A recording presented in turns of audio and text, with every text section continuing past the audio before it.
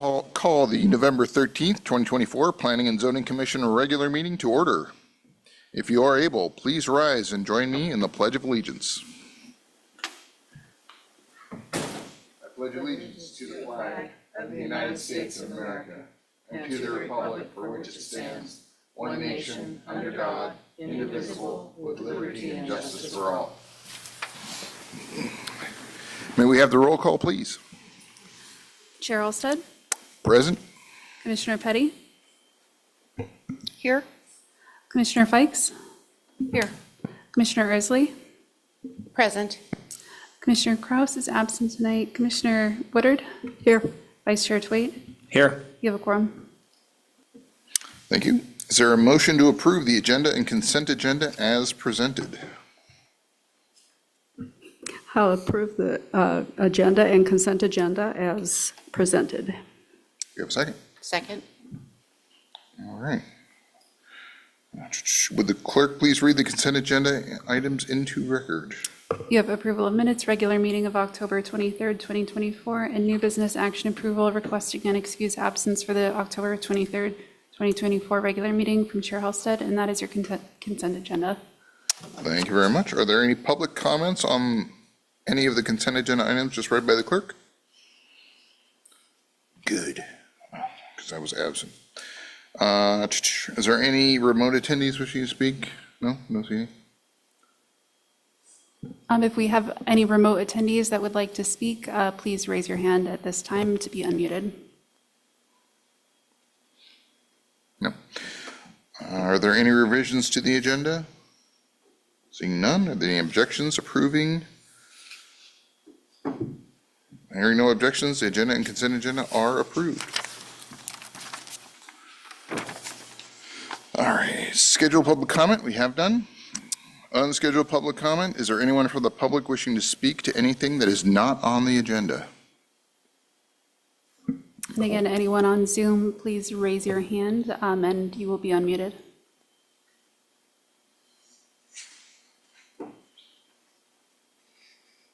Seeing none. Consider plats, we have none. Public hearings, we have one. Resolution PZ 2024-23, granting a conditional use permit to operate a gunsmith within the existing building on the property described as Lot 14, Block 1 of Leo T. Obert's subdivision, addition number 1, located at 1540 Kittiwake Court within the Rural Residential Zoning District. I have a motion to approve Resolution PZ 2024-23. Is there a second? I would move to approve PC 2024-23. Second. All right, Director Buettner, can we have the staff report, please? Yes, sir. Thank you, Chairman. Staff report for this, we do recommend the approval of this conditional use permit for the gunsmith business. We looked at several different criteria for the rural residential zone, and seeing that the nature of this business is going to be generally online, not as an in-person business, there'll be very little impact to the neighborhood, to the actual rural nature of the area. The economic and non-economic value of the nearby properties will not be affected. Where there will be, where he may have visitors, there is plenty of parking, and we don't expect that would be multiple people. Once it'd be on a client-by-client basis, so one at a time. So that, again, that's not going to impact the neighborhood. It is in harmony with the comprehensive plan. It is intended to be mixed use in the future. It is bounded by the Kenai Spur Highway, so it's already pretty much right where it would need to be. So it would be, looking forward, would be in compliance if we do change the zoning in that area, which we're not proposing to do at this time, but it is consistent with goals in the future. But we want to make sure that Kenai is a safe place and a place for businesses to thrive, and it has met several of those objectives in our comprehensive plan, and will not be harmful to the public safety, health, or welfare of the community. So again, we do recommend approval of the conditional use permit as it fits perfectly with what we want in the community.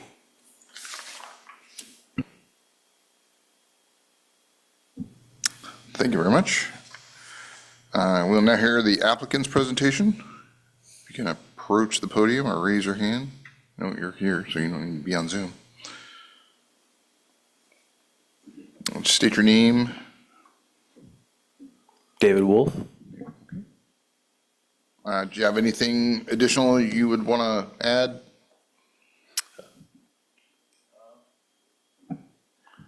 No, yeah, I think he pretty much well covered it, yeah. I'm not planning on having any big machinery or change anything on the property. It's going to be primarily just out of my garage there and then online. So, yeah, nothing big and no changes, and everything's going to be safe. And I have a safe for any firearms that I have on the premises. So, yeah, I think that's about it. Thank you very much. And then just in case anyone has any questions, if you just hang out there for a minute.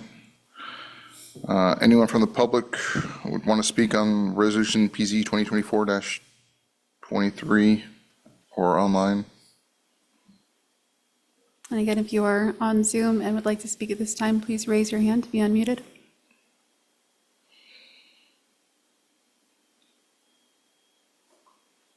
Okay, seeing no one else wishing to speak, we'll bring it back to the commission. Discussion from the commission. Vice Chair Tweet. Just a couple quick questions for you, maybe only one. So is this something you're going to be doing full-time now? Is this, or like a little side business, or what kind of hours do you think you're going to keep? So this will just be a side business. I work on the slope, so I'm gone half the year anyways. Okay. And I think technically I have to have some sort of hours of operation according to the ATF. So I'm probably going to be like a few days a week, like 10 to 4, 10 to 3. But as gentleman over there stated, it's going to be primarily all online. So I think the hours are just going to be to appease the ATF to have my FFL. So yeah, just side business. I won't be doing this full time. Gotcha. And just maybe a follow-up then. So is this going to be mostly, since it's online, you're going to be selling just firearms? You're going to be doing like holsters and that kind of stuff? Or just trying to get my head wrapped around what exactly you got going on. I'm actually glad you asked that. I brought one of the things what I'm going to be focusing on, and it's just it's a trigger, and for the Glock platform. So all I'm doing is I'm taking these OEM parts from Glock, and then I'm doing modifications to them to make them lighter, faster reset, shorter take up, stuff like that. And I can pass this around if you guys want to take a look at it. But it's literally this. The biggest machinery I'm going to have is a drill press, which I already have, and I'm using a Dremel and sandpaper. And so it's just kind of modifying OEM parts. So this is what I'll be gunsmithing, essentially, and then selling online, because there's a pretty big market for it. Perfect. So if Thank you guys you. want to, if you want to look. Yeah, I'd Are you, love to see it. are you a Glock guy? Let's just pass it around and take a look. Yeah, if you could give him pricing and availability too, I'm sure he'd appreciate that. Commissioner Woodard. Stickers. I do have a question. Oh. So you're altering already existing guns, or you're selling the guns, or you're just altering guns that are already purchased? So I'm not actually altering the firearms themselves. Just what you see in your hand there, I don't want to call it altering, it's more like enhancing. I'm enhancing it, making a couple modifications to just kind of make a product even better than it already is, because Glock doesn't offer that. There's quite a few other online retailers that do, and so I saw there's a good market for it, and it's something that I'm really passionate about. So yeah, no, I'm not actually selling firearms. I'm more or less just selling parts to a firearm. Okay, thank you. Commissioner Petty. Yes, Mr. Wolf, I'd like to say thank you for bringing small business into our community. It helps enhance our productivity and the opportunities here, and I just wish you the utmost success with great productivity and growth in your venture. Awesome. Thank you very much. I'm very passionate about it. So yes, thank you. Just a couple of questions to clarify. I'm sure I know the answers already, but when you're talking about modifying parts, you're not talking about anything that would be like a forced reset trigger or bump stock or anything to kind of circumvent issues. You're more refining existing parts to make them operate in the manner that they're intended to, but just a little bit better. Is that correct? Okay, and then if you were working on anything, if you were to test fire anything, that would be done at a range, not in a house or in a fire safe or anything like that? Yes, sir. Yeah, I have a membership with the Snowshoe Gun Club, which is just up the highway from me. So whenever I'm testing those triggers, it's always there in a very safe manner. Okay, yeah, just wanted to clarify that.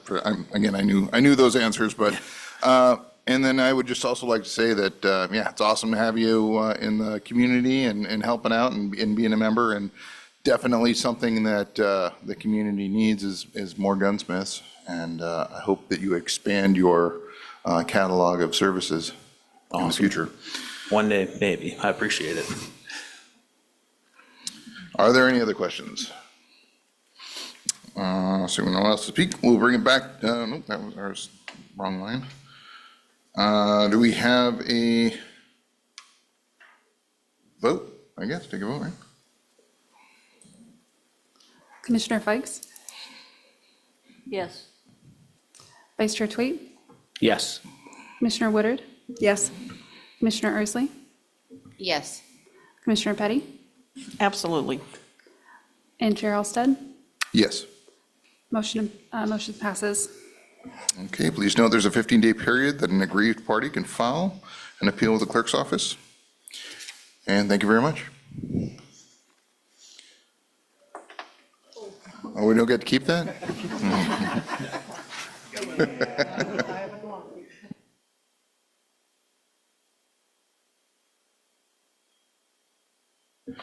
Okay, unfinished business, we have none.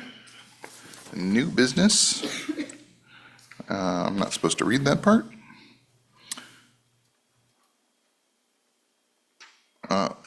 Item 2, is that to be read? Item 2, okay.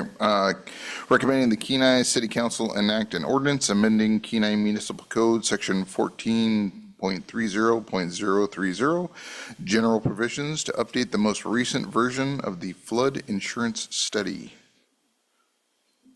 Is there a motion to recommend the Kenai Council enact an ordinance amending KMC 14.30.030? So moved. Do we have a second? Second. Thank you very much. Director Buettner, can we have the staff report, please? Yes, briefly, we received new maps as part of the borough's update to the National Flood Insurance Program, but I'm actually going to turn it over to Ms. Harmony Curtis, who is the state floodplain manager, to give us a little bit more background why we do this. We don't do it very often, but just give us a little more information.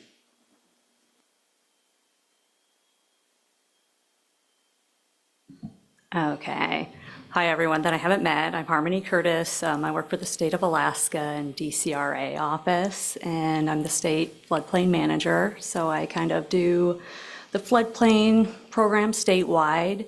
And when these ordinance changes come, I like to just be here to explain why you guys are in the program, what the NFIP flood insurance program is that you guys are in and have in your city ordinances. And then I saw Rebecca called in too, and she's the state risk map coordinator that actually helps FEMA and helps when communities want new risk maps for flooding or landslide. She helps you guys get those risk maps.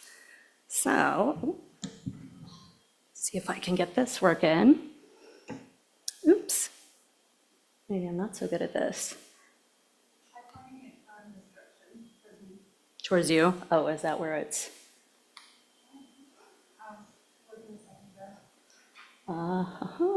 One moment, I'm going to close it and reopen it, if that's okay. Okay. All right. I promise this isn't too boring. I'll run through it quick and let you ask some questions. I just know when it comes to federal programs, they love their acronyms, which unfortunately get adopted, a lot of them.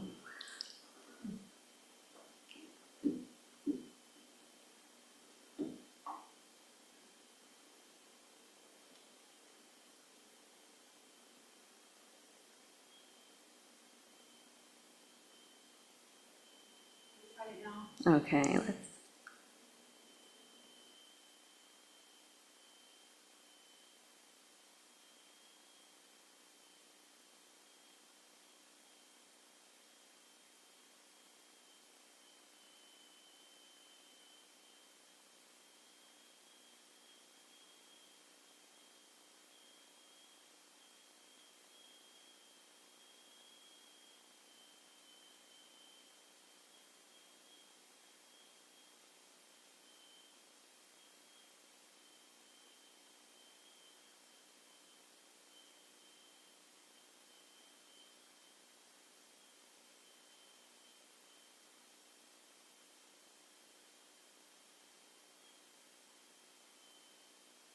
Okay, so pretty much the NFIP National Flood Insurance Program, you guys joined because you wanted a federal grant. It's a requirement to get VA loans, HUD loans, Corps of Engineers money, which you're using to do your bluff erosion study.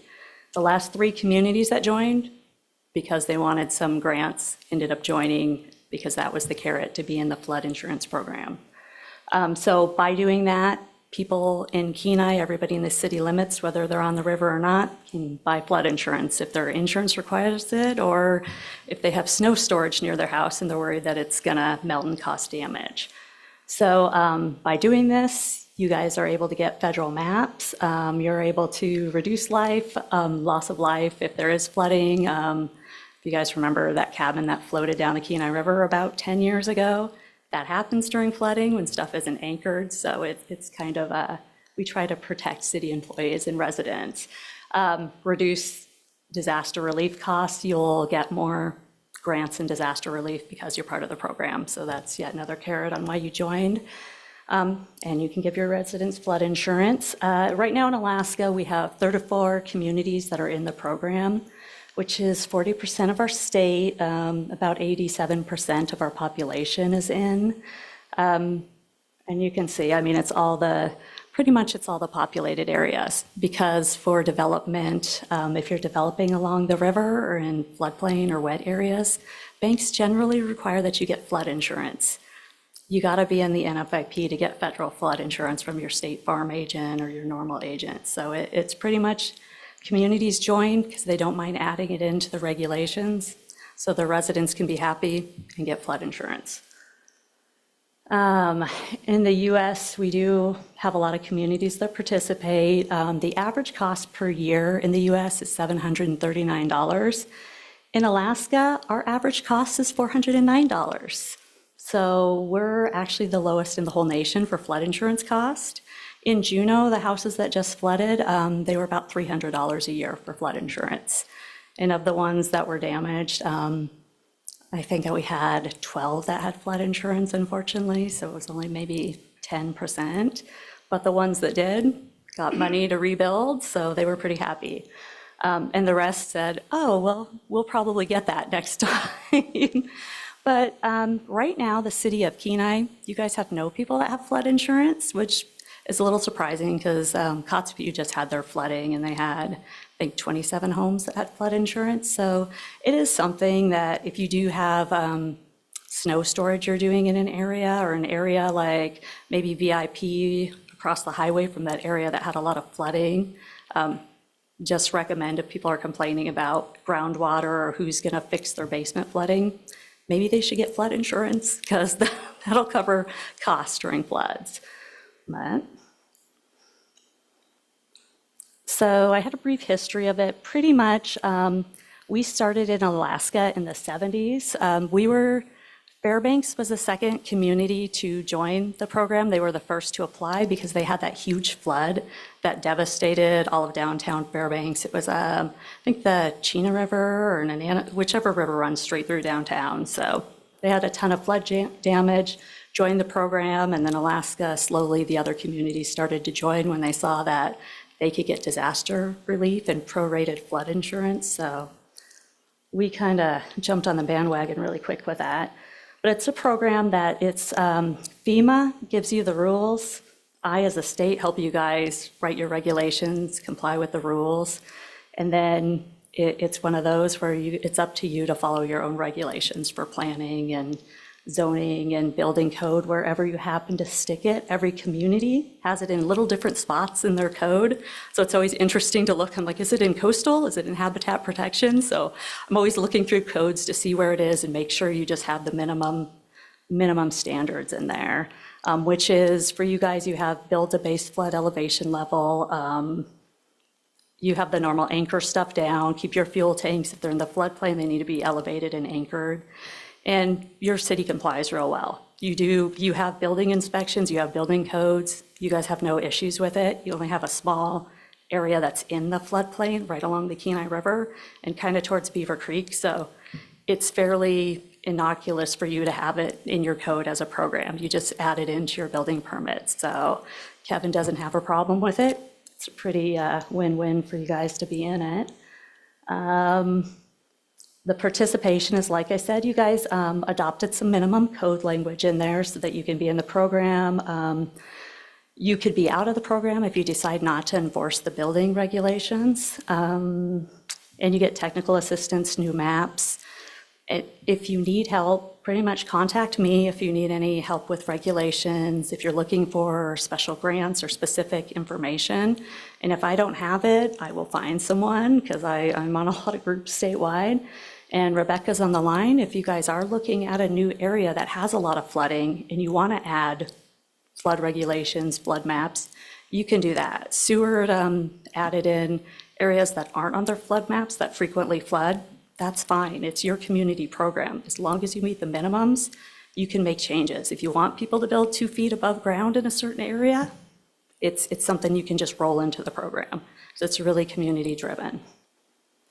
Oh, I should go back. Is participation mandatory? No, it's voluntary. As you know, Kenai was suspended for a while because when maps rolled out, they didn't adopt them in their code like you're doing now, the new map dates and the map numbers. So you guys were suspended for a little while, and then funding came up, so you guys got back in the program, which shouldn't affect you that much as far as you don't have many structures in the floodplain. The new mapping that we did was just kind of in the Kenai Keys and Sterling, just a small area to restudy that portion of the river, because there's a few neighborhoods that get flooded, and they just wanted to see what the base flood elevation was, what the velocity of the water is, just to help with building standards. So it's a small part of the map, but since Kenai, Soldotna, Homer, everybody's rolled into the Kenai Peninsula Boroughs map, because they have our main maps, they changed the date on it. So in your code, you accept the flood insurance study from the borough and the date the study was enacted. So right now, you guys are just adopting the new date in your ordinances. So it's voluntary. You guys decided to participate. And do you have a mortgage? Have you received disaster assistance? So homes that are touching the floodplain, generally underwriters will look for mortgage companies and come back and say you have to purchase flood insurance to buy this home. So that's where it comes into play, where you might run into problems if they have to get private flood insurance, because like Lloyd's of London in Juneau, when I was there, just because I was just pulling all their numbers, it's about $1,500 a year for private flood insurance. And after this last flood, they're not offering flood insurance in Juneau anymore, whereas most people just add it on to their normal home policy, which is easy enough. And as far as disaster assistance, I know City of Kenai lost out on some when we had that flooding like 13 years ago over, I think, that VIP area. Remember how it flooded across both sides and it ruined people's wells and septics because of the aquifer that was opened and people trampling on the ground and building crawl spaces and not having the proper wells and septics. So the people in the borough did get disaster relief funding. The people on the City of Kenai side did not, unfortunately, because they weren't in the program, so they didn't qualify. So this is like just a minimum program that when disaster relief does come, you guys qualify. So, and it's stuff that wasn't in the floodplain. That was just kind of a freak disaster, and that's the kind of funds that come through for disasters. It isn't always floodplain, but this is one of those programs that it shows that your community's regulating development. And by joining, you guys decided to maintain and adopt your regulations. You applied to join, you fully enforced those. Linda, when she was here before Mitchell, went to a few trainings and tweaked the code with your city attorney. So everything looked good. if you have any questions, if residents have questions, you can always direct them to me or, Kevin, and he will look for answers, or I will find answers. I'm always available. I answer my phone pretty much 24/7 because I like to make sure disaster relief can get to people right away. And I don't like holding up disaster relief going to people, so everything will get signed and approved. So when something does happen, it'll keep rolling along. Oops, I might have turned it off. Okay, and you all kind of know what community regulation looks like. It's tacked onto your building and development codes. People that don't have maps, a lot of times just do high water marks to use for building. So marking your high water and just regulating. What they consider a flood for FEMA's definition is the temporary condition of partial or complete inundation of normally dry lands. And it can be from tidal waters inland, unusual or rapid accumulation of runoff from any source. So really heavy rains that start causing surface water. Like if your culverts block up and water starts flooding into the streets, which sometimes happens, that's a flood. So it covers under disaster relief, it covers under flood insurance. For insurance, they like to have either 2 lots or 2 acres being affected by flood for that to be completely covered in people's policies. I'm not an insurance agent. I just know from disasters and helping people make sure that they can meet all the qualifications. It's as long as you have flowing water, they're going to call it a flood. We run into problems with landslide versus mud flow because flowing water has to be able to turn a corner and a certain percentage of liquid in it. So it runs into that problem in some people's area when they're in the landslide zone and a flood zone, but that's not necessarily a problem here. I just see if people want to have flood insurance because they live in a swampy area, if they want to have flood insurance because they live along the river or during where snow storage is in, Washington and Oregon, a lot of people that have above ground pools get flood insurance. So it's just something as a city that you are giving to your residents because you do this program. So it's one of those things, as a city, we're helping you guys so we don't have a lot of flood damages. But, oh yeah, Typhoon Merbach. And here's what the maps look like. I put one of your maps here so you can see your flood zone like hardly cuts it all in. It's just really because you guys have really high banks and you have bluff and so your flood zone doesn't even hardly hit properties. So it's pretty easy for you to regulate. It's in obvious areas where people aren't going to be building basements, we hope. So this is more helping regulate, making sure people are making best building practice decisions. And I put Skagway's maps. You can see how crummy some of the maps are. We have some really bad maps from the 70s and 80s that FEMA hasn't updated. If you had really crummy maps, I'd say, let's talk to Rebecca and get you guys some, because it's really hard when the river channel moves and your map shows a channel, a specific spot, and that's where the federal government says, hey, you need to regulate this spot, even though the river moved. So your maps look awesome. You guys are good. Your program isn't too hard. I wouldn't think. I hope Kevin's not having a hard time managing it, but you guys do good here. This just describes what a floodplain is. It's the channel of the water and where water goes when you have that 1% flood event. They used to call it a 100-year flood event, but in Seward it happens every other year. So it's deceiving to call it a 100-year when, I'm like, so it happens every 2 years in Seward, our 100-year floods. So they got into the routine of calling it the 1% because that sounds a little bit more accurate than 100-year. Otherwise, people get this false sense of we flooded last year, we're not going to flood this year. So that's the area you guys regulate, the channel area and where the base flood elevation is. The only way people increase your base flood elevation is when they put stuff in the floodway, the channel, the river's channel where the water's actually flowing. Because if you think of it like dropping rocks in a bucket, if you have somebody dumping a bunch of riprap in along there, they might raise the base flood elevation. And you've asked everybody to build to maybe 18 feet. And it might raise it to 19 feet, which kind of negates the level you told everybody to build to be safe. What I see a lot of communities do when they realize that they have a lot of developers working on the weekend or doing some stuff that they can't control, they add a 2-foot freeboard buffer to their base flood elevation and say, hey, we're going to say, here's the base flood, but you need to build 2 feet above it just to keep their community safe. And it is a requirement for HUD loans that you're 2 feet above base flood elevation, which I ran into in Tok and some other areas because people are refurbishing homes on HUD, so they had to lift the home. So a thought in the future, if you guys want, you can add 2 feet into your code if you feel like going wild and rewriting some code. But right now, your regulations, base flood elevation, it's working for you. And what you're regulating is development, any man-made changes or improvements along that, just that floodplain area, so pretty much in your river channel.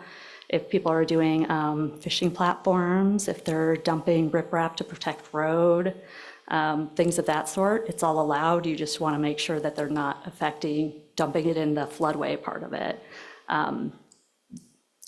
And then substantial improvement, if there are damages from flood when they're building back, that they're building back to your regulations.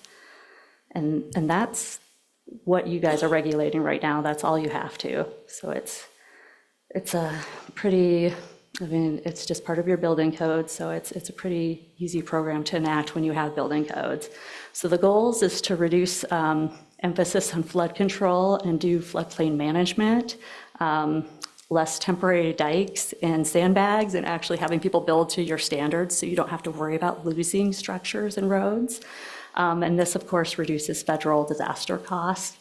It allows you guys to shift burden from the city to have to pay for all these projects because they're getting disaster relief for it, and their flood insurance is covering rebuilding things. And then, of course, you get that cheap insurance that's not provided on the it is on the private market if they allow it in your area, but it's kind of super expensive. You're only regulating in that special flood hazard area. You've adopted your ordinances. If you want, you could have higher standards and add a zone to it. If you notice a zone that's getting flooded all the time and you're like, maybe we need to tell them they need to build the highest adjacent grade here, or maybe we need to say, you can't have basements in this area. That is certainly fine for you to adopt and add on your code. I do have higher standard language that other communities have done around Alaska, if it's something you guys would like to do in the future. And of course, I or FEMA will provide technical assistance. FEMA has some engineers on staff, and I have a lot of GIS people, and I have mapping people that help a lot when we want to look at inundation areas. So feel free to call me if you run into, you're thinking about doing something, and call me if you're looking for funding to do something, because sometimes I can look at all the funding releases that came out and see if you want to do a mitigation project, if you want to build something up or redo your water system But here, I put all the different types of mitigation grants that aren't just for hazards, they're any type of grant. For Merbach, when that happened, we had disaster grant funds that we released statewide. We bought emergency generators for schools in Mat-Su. We bought all kinds of things on that grant money. You don't have to be part of a disaster to use these mitigation grants when they come out. I will send you an email, and I'll have it in my monthly newsletter that these grant funds are available. Please apply for them, because we'd like them to, honestly, I would like to see them go to rural communities and not always to these big communities that have time to apply. So there's funds out there if you guys have community projects that need to be done. If you need to elevate some of your power utility areas, lift stations that the city has, if you need to do anything like that, kind of make yourself a list. And when disaster funds come out, I will email you, and you will get emails that these funds are available and you can bid for a project. And your project can be just bidding the scoping part of it just to get the engineering part done. So you can break it into two. And I would be more than happy to help you find, how to apply for stuff, or give you some of our grant managers in my office, because I like seeing you guys do projects to help the community. I live here, I live in Salata, so I like seeing you guys spend money locally to help our area. But you guys, this should be, hopefully you guys got a packet with this, but I can send it to you, the information. And I put some websites on here just for further information. If you guys do have a disaster event, or you have a warning from NOAA that you're going to have a high tide or high water event, The floodsmart.gov has a lot of good stuff, and I can send you to the right page to have Facebook or your city page to have, flyers and pictures to use to explain what to do or how to anchor down your fuel tanks or things of that sort. Yeah, and that's about the program. I probably talked way too long and bored a lot of you to tears, but feel free to ask any questions, and I'm here in town. I answer my phone, and you could get me by email.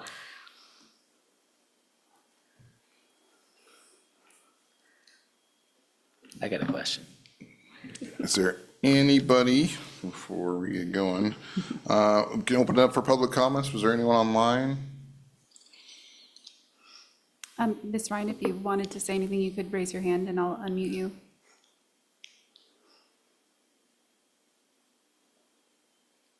Nope. Okay. Is there anybody, well, seeing no one else wishing to speak, we'll bring it back to the commission. Is there anyone other than Vice Chair Twait that has something that they would like to ask? Commissioner Petty. Does it cost the city a fee to be a participant in this flood program? No, it just means that you added it to your code and you're adding it as part of your regulations. If you do get suspended from the program, all the people that have flood insurance will get a notice that they're suspended and their flood insurance is ending. So it does pull funds away from people, and they have to figure out how to get private insurance or do homeowner financing and not go through banks, because federal insured loans require flood insurance if they touch that flood zone. So that's a lot of times why people don't want to get out of it. They don't want to upset their home builders and residents that have to have flood insurance. Sure. And then a follow-up question. When does new grant money, when does that cycle begin? It depends, because we get, there's the state grants that are for mitigation, and all the grants kind of have a different cycle depending on the ones. And the Corps of Engineers, like the one you got, runs through Department of Interior, so it doesn't even run through the state. My program has a one-year grant cycle just for community assistance program for the floodplain program. And I keep funding in there if I need to send people to training, get some engineering help to review projects. And if somebody here, like Kevin, I told him, if you would like to come to Anchorage to go to the NFIP class, I'll pay your travel and your hotel and just not your wage. And so I always offer to send people to classes or training or anything to get up to snuff with floodplain. So I keep that going. And Rebecca has a 2-year cycle for mapping. I know she's been getting inquiries for a lot of the landslide mapping and remapping some parts of the river that have moved. So she's a good one to look in where she is in her cycle, and if she can fit you in this year or next year if you want a new section mapped. Vice Chair Tweed. So if you have a water event, it rains and it doesn't necessarily flood, but it raises the water table up and you flood basements and stuff like that, does that fall under flood insurance generally or not? If it floods the property like overland, it would. If it floods a basement, not so much.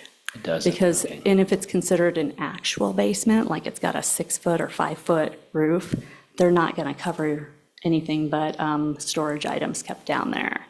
Because in flood-prone areas, you're not supposed to have basements. So they'll want to cover your foundation, your utilities, stuff of that, but not your stuff damaged in a basement. If it's a crawl space, that's different. That's usually covered. Do they map or have an idea of these places that tend to have high water tables? They don't. They only map usually rivers and oceans, like moving water. Even with our glacial outburst flooding that we have, and obviously they have in Mat-Su and Juneau, they don't consider that in their maps because that is not a trackable event. They can't look at past rainfall to predict it, so they only map predicted events. But in a way, it's good because then flood insurance is super cheap for all those people in Juneau that are flooding because they're up above base flood elevation. So they were able to get flood insurance at a really low rate. So it maps the hazard areas that we know about. Areas that are unmapped, that are in swampy areas, They'll probably also get really cheap flood insurance because they look at the distance away from the water source you are and your house construction. Well, they actually have like 20 factors, but mostly the distance away from the water is the main, what's going to drive the cost. Thank you. Commissioner Fikes?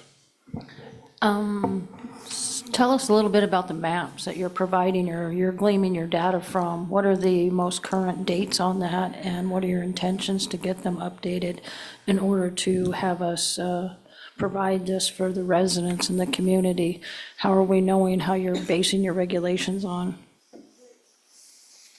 Your maps, I'll have to, let me go back to that page that had one of your maps because I think it had the date on it. It's February, so these are effective February 28th, 2025, because they take effect 6 months after they're produced. Yeah, To give us time to adopt. It has everything. that date on it because that's the Kenai Peninsula boroughs and you're under the boroughs umbrella. So it's going to So say. this was done in 2025. So my question is when was the most current map data taken? for Was your- it taken in 1997 or was it taken in 2024? That's my Yours question. was 2016 as your map. So 'Cause it- 2016 is a large gap between It is. 2024. That's what I'm driving at. Yeah. Because the impact that we had at our residents over in VIP was from a water table issue. And Mm-hmm. a lot of those residents were not eligible for the insurance that the federal government was offering because of the regulation requirements.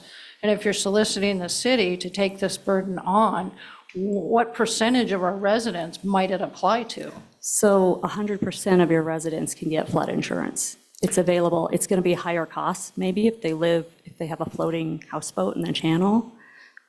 All of them can have it. They couldn't have it before because Kenai was suspended from the program and didn't participate. So Okay, everybody so- outside of the city limits was able to get grant funds, even if they didn't have insurance. Grant funds just cover your premium on your insurance, your copay, whatever you call that, the amount. So outside, they were able to. Kenai couldn't until they joined the program. Then everybody could have flood insurance if they chose to purchase it. So you're saying it's an option, but Mm-hmm. I'm curious, as these residents go forward and purchase and sell properties, is this all of a sudden going to be a burden added on to their mortgage, a requirement by the mortgager to have flood insurance because Kenai is now participating in the program? Oh, no, it doesn't. The mortgage companies don't look at you if you participate or not. What they're going to look at is a property has repetitive loss, like if they filed multiple claims, which people here haven't because they didn't have flood insurance, they weren't able to get it. But they look at that and they look at the old maps, whatever FEMA has mapped for you. If it shows you're in a special flood hazard area, whether or not the river moved or not, even if you're in the middle of the channel and a little bit was in, or if you're out, they're going to say, you show the underwriters, usually pull it whichever mortgage company you use. They all use underwriters. It seems like in Texas or Florida for some reason. That's where they are. They never understand Alaska, but they're going to say whether you need flood insurance or not. We did have a couple Alaskan banks that were federally backed, that were allowing homes in floodplains and not requiring flood insurance, but they got in some serious trouble. So now pretty much all banks are following that federal mandate. You guys don't have a lot of, you might have one or two homes that barely touch it in the Beaver Creek area. It might touch some of their porch, if at all, but you guys, you're pretty limited on where your flood zone is. You don't have a lot of homes in it because it's just running along your river channel and not too much further. You don't have a lot of neighborhoods that are all built down low. So yours is pretty minimal. When I look at, like, when I was in Anana talking to them, their whole community everything is in. So all of them require flood insurance. So your guys' program is probably a real easy sell why you guys adopted it, because there's not a lot of homes in it. Thanks.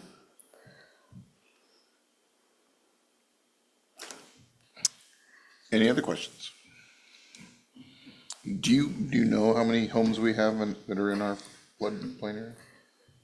We did start mapping them, and right now, from our best guess, it's less than a dozen properties that would be where the houses are in, I'll say, in the special hazard area. Parts of people's property will go into the floodplain, but the house may be well above that, if it's on a slope. So we are, if this is if this is adopted by a council, our next step would be to reach out to every single landowner that lives there, just saying that the new maps are out, we'll have links to them. They can, we can work with them to figure out exactly where their property is. Most of them, if they already have mortgages, they're already aware that at least a piece of their property is in the floodplain. And to address like the VIP, like, if I'm not mistaken, the VIP is not in the floodplain, it's up enough, but when you have a freak event like happened, if they did have flood insurance, or the city was, if there's disaster relief, that's where it'll benefit them, because, they weren't expecting a flood, and it just kind of happened. So we're not trying to put a burden on anyone, we're just giving them the opportunity to get cheaper insurance should they choose to go out into the market and get it. But we will let everyone know exactly where they stand inside city limits. Very good. Well, I appreciate your efforts in keeping us in harmony with this plan. Seeing no one else, let's go ahead and call for a vote. Vice Chair Twait, Yes. Chair Halstead, Yes. Commissioner Petty, Yes. Commissioner Fikes, No. Commissioner Ersley, Yes. Commissioner Woodard, Yes. motion passes. Thank you very much. We go to reports. Planning Director Butner. May we have your, Butner, sorry. May we have your report, please? I'm never going to get that right. I just want you to know that. That works. All right. Give me something to look forward to every couple weeks. Very short report. Well, I've been trying to get my feet under me. Been here just about a month now, so I appreciate, let me kind of see how the first one went and working on this one. Going forward, one of the next big things is to kind of look at our work plan going into 2025, calendar year 25. And our comprehensive plan is going into its 9th year. So we've kind of outlined briefly on how we might update the comprehensive plan. I don't think there's going to be anything drastic, but it's good to revisit it about every 10 years. Just, communities change, their goals change. So planning on working on that through most of 2025 to get it done by 2026, so it's done on the 10th year, and then out to voters. We also are looking at our hazard mitigation plan. It's going to require an update as well. It does actually expire next year. We had applied for funding under Director Mitchell. We didn't get selected the first round, but we're still in the running. Should find out. They forecast somewhere between February and March was their best guess of when it might be issued. It is with FEMA money, so with the change of the presidential administration, it may be slightly delayed, but we're still in the running. But even if we don't get the funding for that, we'll probably update that plan in-house as well. So definitely be looking for some help. I may have some work sessions coming up throughout the year.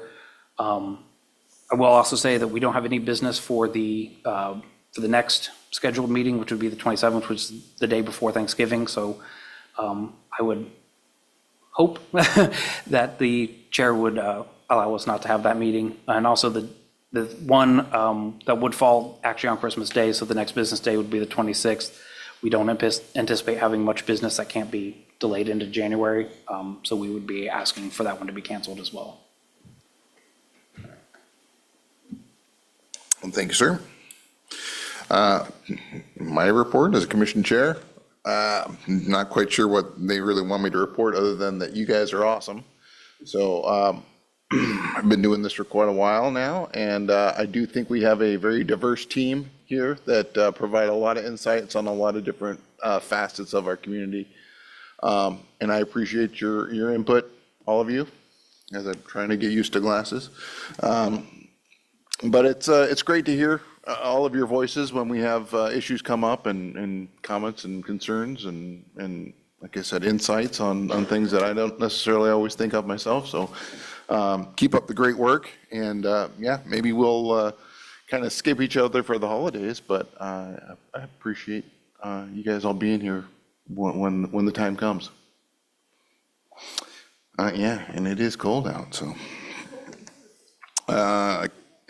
Kenai Peninsula Borough Planning, Commissioner Fikes, may we have your report, please? No report, our next meeting is on Monday. Wow. City Council Liaison, Councilmember Askin, may we have your report, please? Thank you. I'll make it short and sweet. So the 6th of November was our first meeting with our new council member, Savala Casena, and Deborah Sonart was reelected. We elected vice mayor. We reelected Henry Negstead as our vice mayor. And Deborah Sonart and I will be taking turns attending the planning and zoning meetings. And that should work really well for both of us. So at the November 6th meeting, we authorized the equipment replacement fund to purchase new data center equipment for the city building. And we also voted to establish an annual locker rental fee at the rec center. We'd been having people using lockers for long periods of time and decided that we would establish an annual locker fee so people could lock their stuff up. And it's like, I think it's $10 a month. And then we authorized a contract extension for employee health care effective January 1, 2025. We went with the same insurance company they had before, and there was an increase, but it was the best deal we could come up with. They also established the 2025 City Council regular meeting schedule, and we approved a lease with Crowley Fuels on a non-standard lease form for FBO on the airport. And I think that's about it. One of the things that the city manager reported was we had submitted a grant to look into getting flights from Kenai to Seattle. We did not get a grant for that, so they're probably going to reapply. And I'm open for questions. Commissioner Petty? Yes. Do we have anticipation of rock going on the bluff for our bluff erosion come this April? My understanding is they're going to start that in April. Anybody else? Well, thank you, Councilmember Askin. It's always great having you on our team. Next meeting attendance notification is December 11th, which sounds like it might potentially be postponed or canceled. Due to having no business on the 27th, the next one would be the December 11th. So we have no new business and we cover everything tonight. Is anyone planning on being absent on December 11th? I know Jeff's thinking about it. He's hovering over the button. Okay. I'll request an absence. Okay. Anybody else? You're going to be very busy. Commission comments and questions. Commissioner Ersley. No comment at this time. Commissioner Woodard. I'm good. Vice Chair Tweed. I would just thank everyone that went out and voted last week, and thank Commissioner Woodard for her continued work in the polling Kenai won. Thank you. Commissioner Petty. All good. Commissioner Fikes. No comment. And I will just say, Commissioner Woodard, I'm looking forward to some Christmas cookies on our next meeting. It's my favorite time of the year. Got to see how fast I can eat those before my wife finds out that I got them. Okay, pending items, we have none. Seeing no further business, we are adjourned.